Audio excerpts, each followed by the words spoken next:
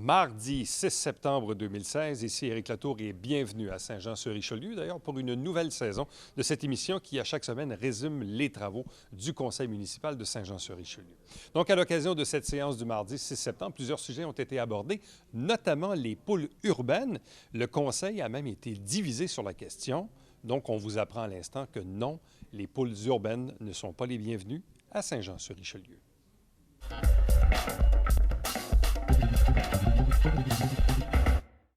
Alors, bonsoir tout le monde. Bienvenue à cette séance publique du mardi 6 septembre 2016. Alors, nous allons commencer, comme à l'habitude, par la bonne nouvelle. Donc, M. Berthelot pour le résumé des activités.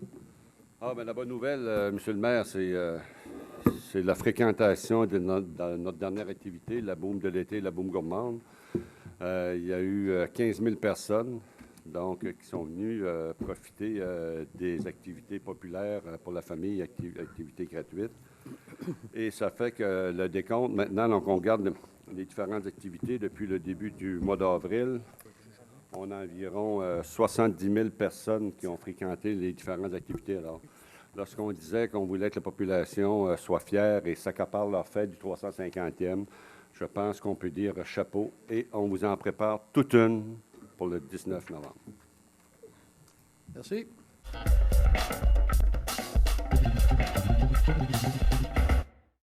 Bonsoir, M. Fecteau, membre du Conseil, Alain Laplante, 66 rue de Musset, à Saint-Jean-sur-Richelieu.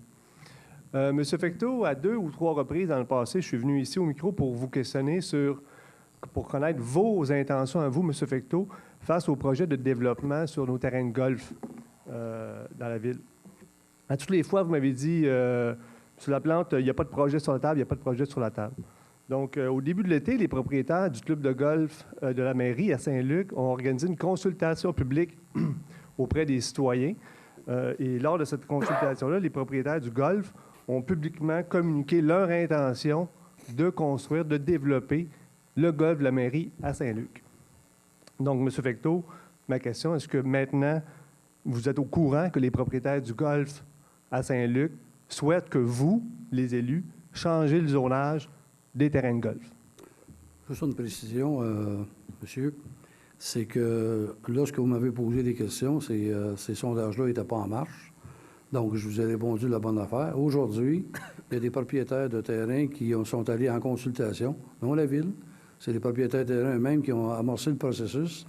Leur intention, bien arrêtée, c'est d'aller de l'avant et de demander à la ville et aux élus d'un changement de zonage s'il y a lieu. Mais en attendant, convenons ensemble que les propriétaires de ces terrains-là sont en train de faire des démarches auprès des citoyens.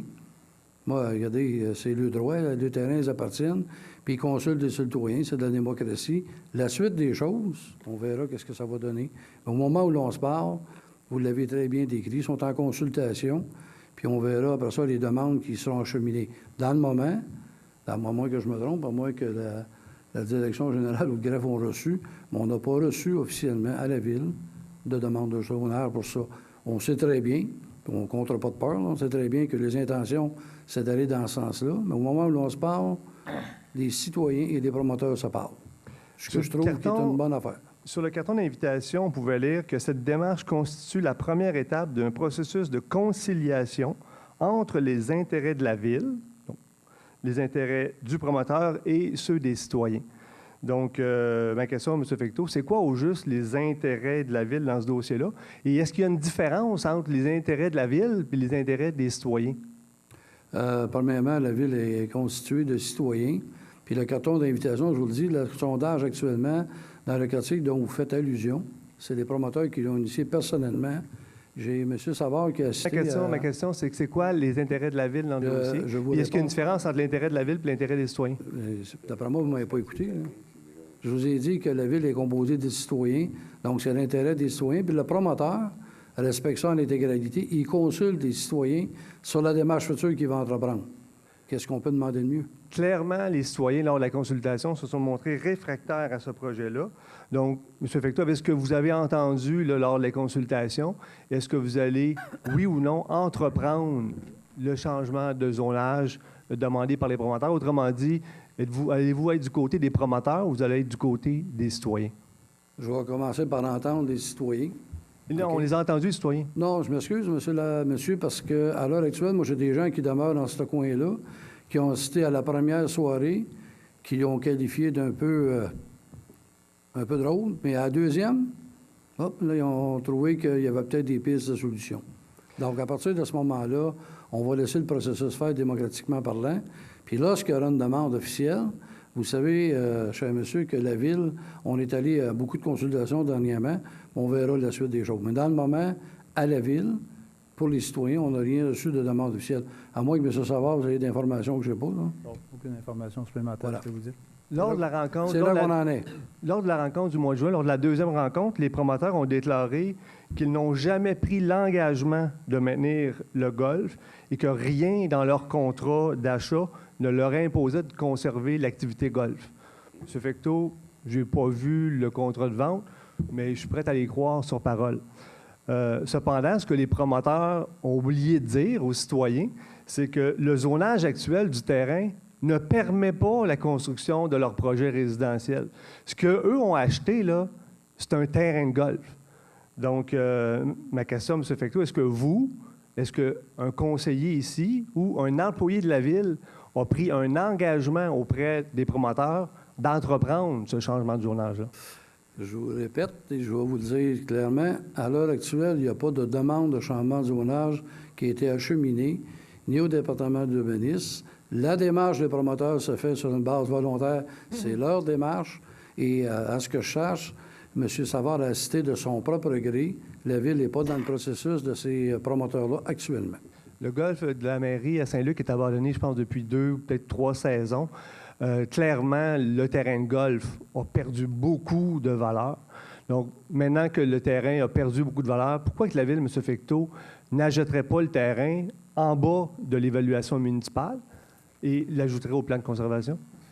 Mon cher monsieur, là, actuellement, là, des acquisitions de la Ville, là, on en a fait passablement. Il y a une Puis opportunité. on en a fait passablement.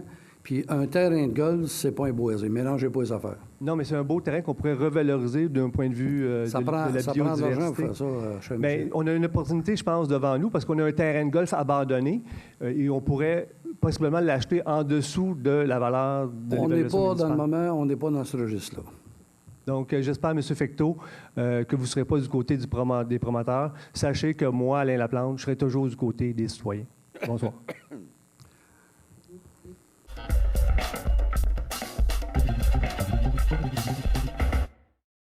5.6, appui à l'Alliance du personnel professionnel et technique de la santé et des services sociaux.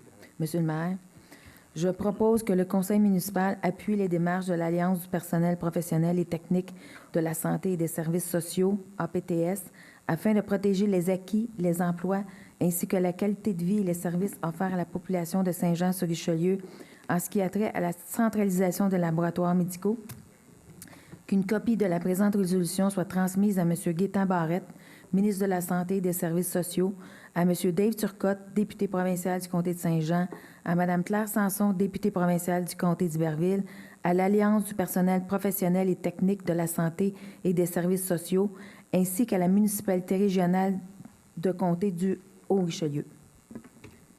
Monsieur le maire, je propose que cette résolution soit unanime, donc à moins qu'il y ait quelqu'un qui veuille voter contre. Est-ce que c'est unanime? Oui. C'est beau. Juste en supplément d'information, la MRC du Haut-Richelieu a déjà procédé à l'appui de cette résolution-là.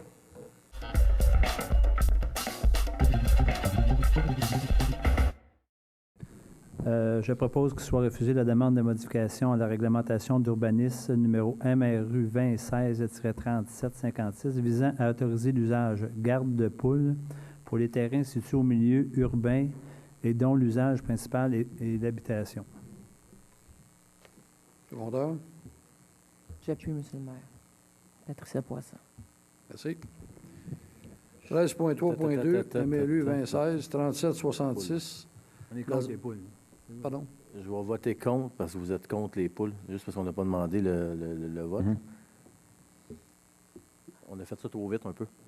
Ah, bon, vous voulez avoir un vote sur ce point-là, moi, je n'ai pas de problème. Oui, parce que je considère que présentement, la tendance est aux poules urbaines. Qu'il y a plusieurs villes telles que Montréal qui abordent, sans y aller à grandeur de la ville, on aurait pu y aller avec un terrain, un minimum de terrain qui autorise les poules, puis qu'on autorise aussi les poules dans les jardins communautaires ou dans les endroits communautaires où il y a de la culture. J'ai fait quelques recherches. Là. Il y a plusieurs villes, mais j'en parlais tantôt. Fait que je vais voter contre le fait qu'on est contre les poules. Moi aussi, je vais voter contre. Ben, est-ce que vous voulez avoir un vote ou vous voulez voter contre? Oui, s'il vous plaît, un vote. On va tirer un vote. Alors, quels sont ceux qui sont pour les poules dans le milieu urbain?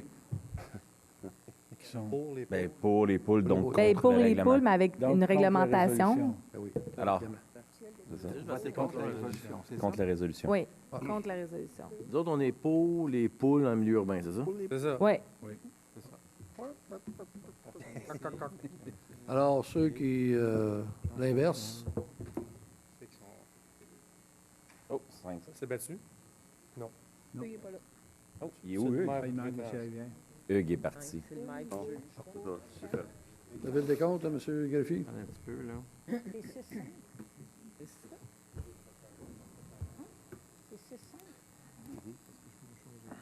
Moi, ceux qui votent contre là, le projet de résolution, j'ai M. Bessette, M. Fontaine, M. Quentin, Mme Dufresne et M. Langlois. 1, 2, 3, 4, 5. Tout à fait. 5. Donc, il y en a Les autres sont 6. 6 qui est pour. Et il y en a un qui est parti.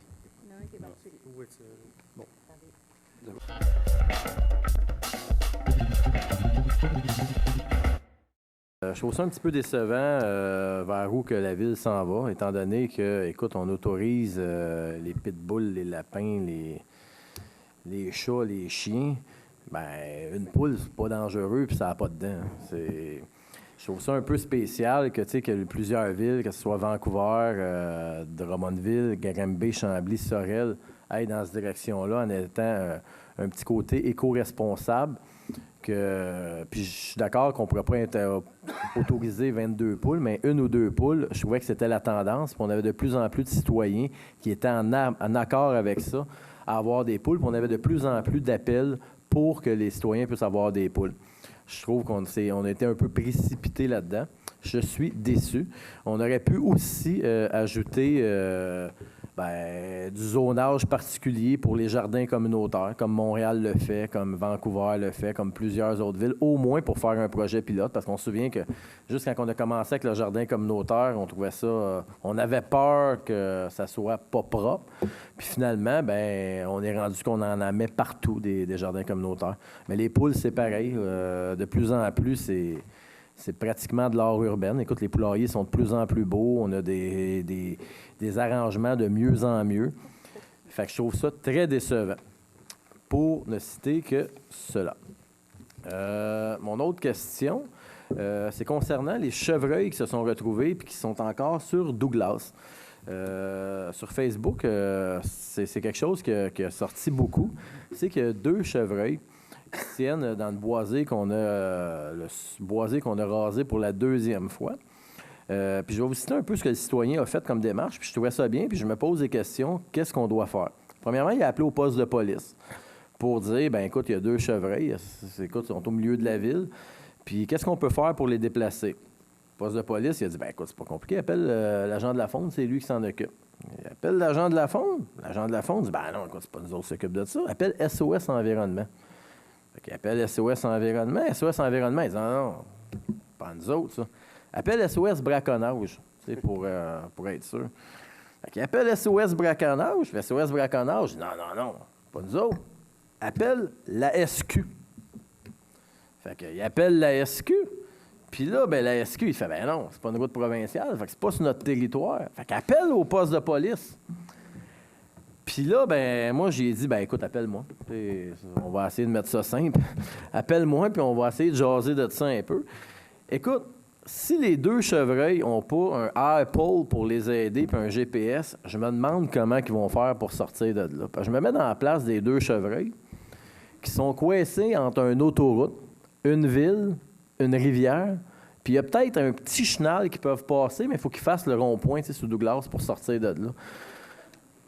puis il n'y a pas de laisser passer aux chevreuils ou quoi que ce soit, peut-être qu'il faudrait s'en occuper avant que les chevreuils se retrouvent en dessous d'un char. Puis, tu sais, on avait déjà parlé, je pense qu'il y avait eu un orignal ou de quoi de même, puis on avait dit, ben écoute, quand ça arrive, des affaires de même, puis au lieu de mettre le citoyen dans une roue comme Astérix puis Obélix qui n'en finit pas, bien qu'on appelle quelqu'un, un vétérinaire, qui gèle, puis qui l'enlève, puis qui le remette, qui le relocalise pour qu'il finisse ses jours en campagne ou dans un endroit de moi. Parce que moi, être un chevreuil, là, pas sûr que je suis capable de sortir de là.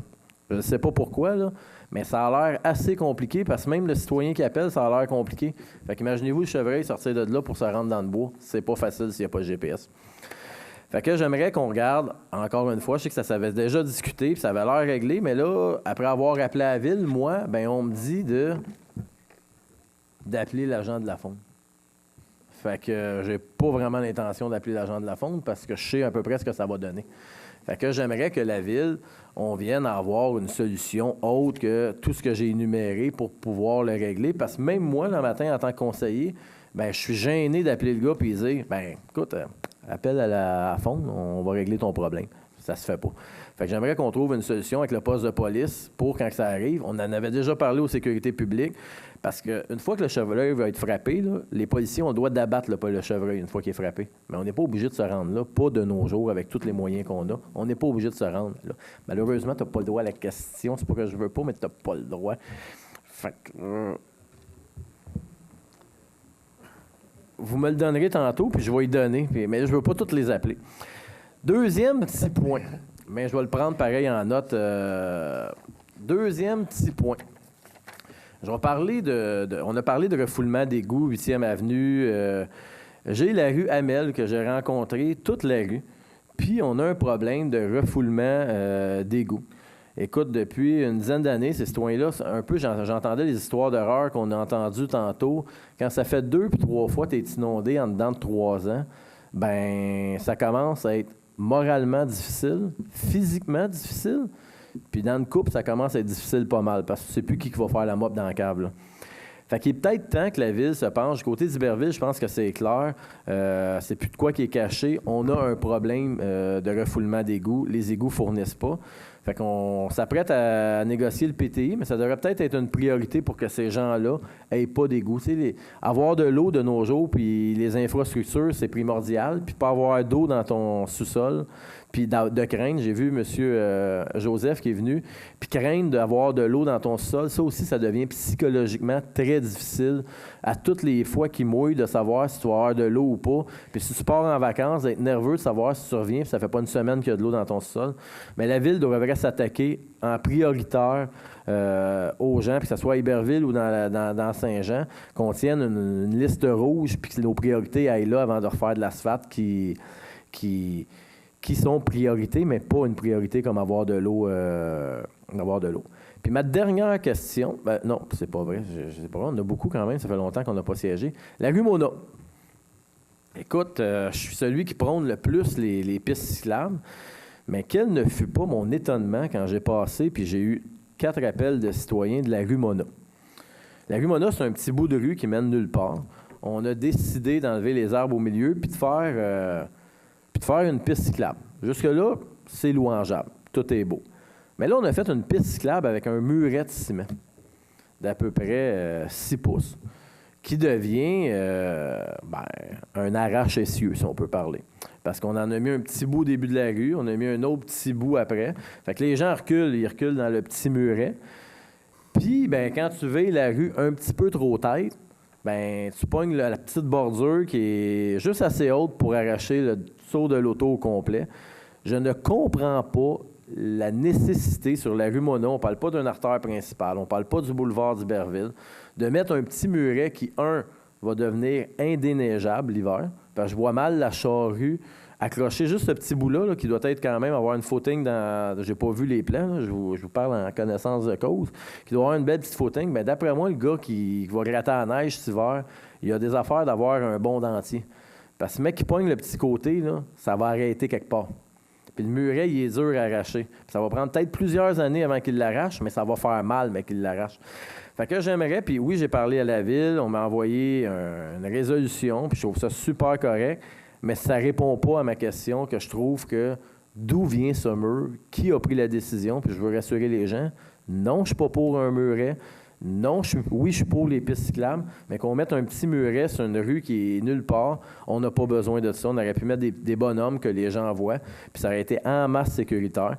Fait que j'aimerais qu'on regarde pour faire soit enlever le muret, la partie qui est dangereuse, qu'on la fasse scier, c'est quand même de quoi qui se fait bien. Là. Il y a plusieurs compagnies qui font ça à Saint-Jean, que scier le muret, qu'on le fasse scier puis qu'on masse un bonhomme, parce que là, présentement, les gens, quand ils reculent, ils ont une piste cyclable, puis s'ils crampent un peu trop, ils accrochent le muret, puis ça fait mal à l'auto. Le dernier petit point, c'est concernant Goudzo. Oui, je t'exclus du plénier présentement.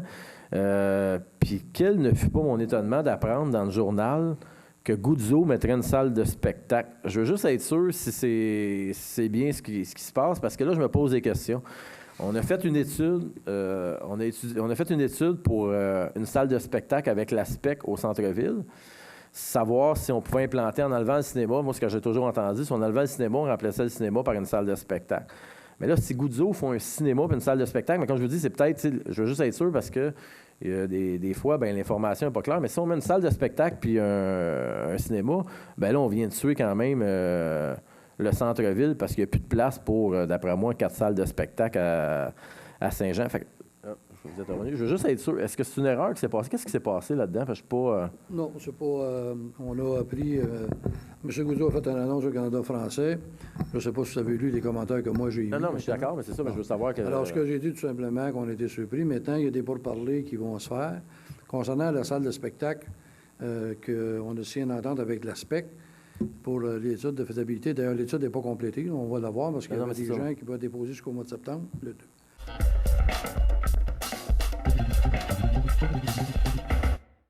Ça a été incroyable, cette activité-là. Sur les réseaux sociaux, ça a été partagé je ne sais pas combien de fois. Tout un succès pour la boum de l'été. Là. Félicitations. Je pense que nos citoyens ont bien apprécié ça. Concernant Vincent Goudzo, je suis d'accord avec M. Bessette, là, M. le maire aussi. Je le trouve très hasardeux comme homme d'affaires. Il est venu nous rencontrer. Il ne nous a jamais parlé de cette salle-là. Nous, on a une étude pour quelque chose d'autre. J'ai trouvé ça pas mal, juste le mot anglais qui me vient, là, awkward, là, qui fasse cette annonce-là. Je pense que ne devrait pas faire ça. C'est une décision d'affaires. Je pense dans l'article du Canada français, c'est bien dit qu'il y a juste seulement qu'une salle ou deux qui est privée, qui est viable, là, dont 10-30. Je ne pense pas qu'à Saint-Jean, on est capable de faire vivre une troisième salle privée. Donc, M. Goudzo, c'est un homme d'affaires. Je pense qu'il va aller refaire ses devoirs, mais j'aime pas la façon dont tout ça a été exprimé dans le journal sans nous mettre au courant. Alors, la prochaine fois que M. Goudzo a des annonces à faire, je pense qu'il devrait nous appeler. Ça serait fort apprécié. Dernier point, M. le maire, moi, je suis... J'ai la misère à décrire mes sentiments par rapport à nos deux employés. Je parle de M. Garcia et de M. Vallière qui ont été exonérés, blanchis. On a su pour M. Vallière la semaine passée. Là, on vient d'apprendre pour M. Garcia. L'UPAC, là, oui, c'est là pour nous protéger, mais c'est pas là pour faire des pauvres victimes. Et juste vous dire, là, quand tu te fais accuser par l'UPAC, peux-tu vous dire que votre vie, là, je veux dire quand même bien que tu es exonéré 3 ans plus tard ou 4 ans plus tard, ces 3 années-là, tu les trouves longues. Alors moi, je veux lever mon chapeau à M. Garcia et Vallière d'avoir tenu la tête haute durant tout ça. Ils sont exonérés de tout blâme. Ceux qui les ont jugés trop rapidement devraient se faire un examen de conscience parce que c'est pas correct. À l'époque, il y a des gens qui les ont jugés ici, publiquement. Et il faut que tu fasses un examen de confiance là-dessus. C'est des vies qui auraient pu être brisées complètement. Et je lève encore mon chapeau à ces deux personnes-là. Et je terminerai en disant que ce qui ne tue pas rend plus fort. Alors, je vous souhaite, cher M. Garcia et Vallière, je vous souhaite une bonne continuité. M. Garcia, parmi nous, et M. Vallière qui est à la retraite, mais je vous souhaite une bonne continuité dans vos vies. Et l'UPAC, là, vous êtes là pour nous protéger, pas pour condamner des gens sans preuve. Et en tout cas, je pourrais continuer, je vais m'arrêter là, M. le maire. Merci beaucoup.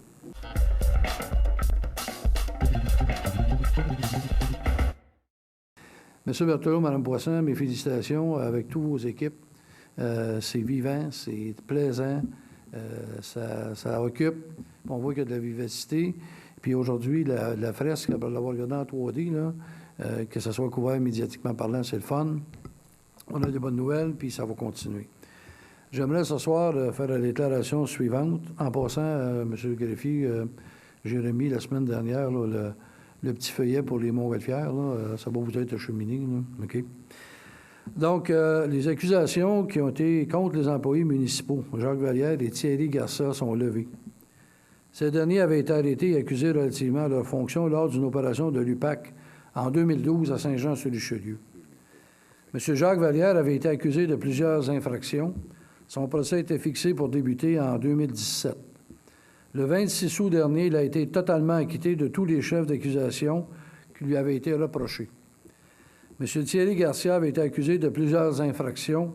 Le procès devait être entendu les 6, 7, 8, 9, 12 et 13 septembre. Avant l'ouverture du procès, il a été totalement acquitté de tous les chefs d'accusation qui avaient été déposés contre lui. Peu de temps après ces arrestations, la municipalité avait réintégré ses 2 employés à la suite d'enquêtes administratives. En effet, la Ville avait mandaté 2 firmes indépendantes pour mener des enquêtes administratives sur les agissements des 2 employés. Ces enquêtes ne révélaient aucun cas de fraude, abus de confiance ou de corruption, quoi qui a été énoncé à cette époque par certains individus. Les conclusions de ces enquêtes démontraient qu'il n'y avait pas de motif pour rompre le lien de confiance employé-employeur. À l'époque, la Ville était consciente que cette décision risquait d'être impopulaire auprès de l'opinion publique, mais pour elle, c'était la seule décision possible puisqu'en vertu du droit du travail, la Ville n'avait aucun motif de congédier ses employés. Nous n'avions aucun doute sur l'intégrité de nos 2 employés et je suis fier que cela soit enfin reconnu. Ils pourront désormais passer à autre chose. Je profite de l'occasion pour remercier le présent conseil municipal ainsi que le précédent conseil pour le soutien accordé tout au long du processus judiciaire et la confiance qu'il a maintenue envers ses 2 employés. Cette conclusion confirme la décision prise par le conseil municipal suite aux 2 enquêtes administratives internes de réintégrer les 2 employés dans leurs fonctions en attendant la conclusion des procédures judiciaires. Voilà.